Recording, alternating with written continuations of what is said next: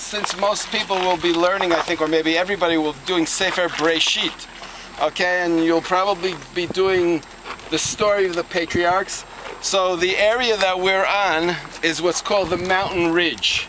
And basically there's a line which goes down. For the people who want to see this later on the map, there's a line which goes down from Shem, from Nablus in the north, down to Beersheba in the south. And we are somewhere in the middle between those 2 points.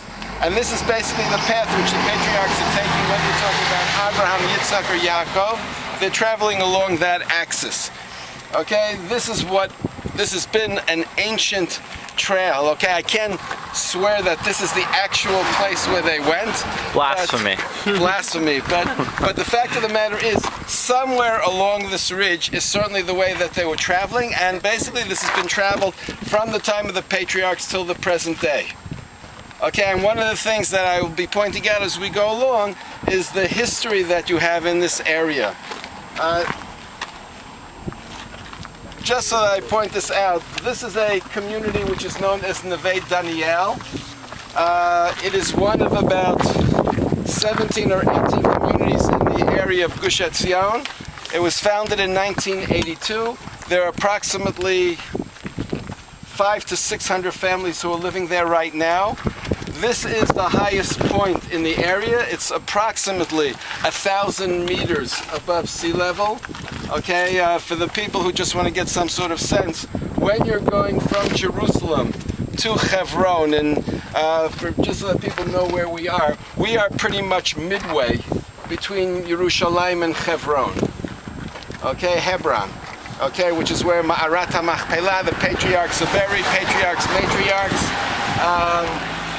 As you go from Yerushalayim to Hebron, you're going up in terms of altitude. So that Yerushalayim, or certain areas of Yerushalayim, are about 800, 850 meters above sea level. This is the highest point, it's about 1,000. When you go towards Hebron, you can actually get to places that are 1,100 meters above sea level. What that means in simple terms is that if there's ever snow, this is where you'll get the most snow in the area. Okay, this area very often in the winter is surrounded by fog. It's a nightmare to drive up here. Okay, and there are very high velocity winds, and you will probably notice that the area is at least 2 or 3 degrees centigrade cooler than Jerusalem.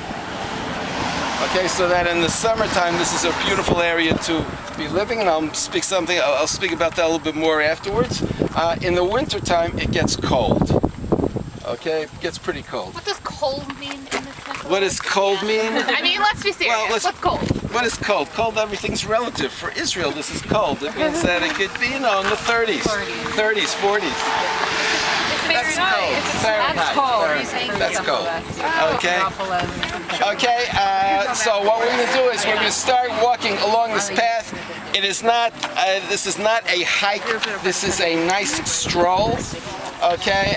It will take us about an hour, maybe a little bit less. And if you want to do something slightly more challenging, so we might do that. I mean, it's not a big deal more challenging. But just to show you, get a better idea of seeing what the area that you're in. Without any further ado, let's go.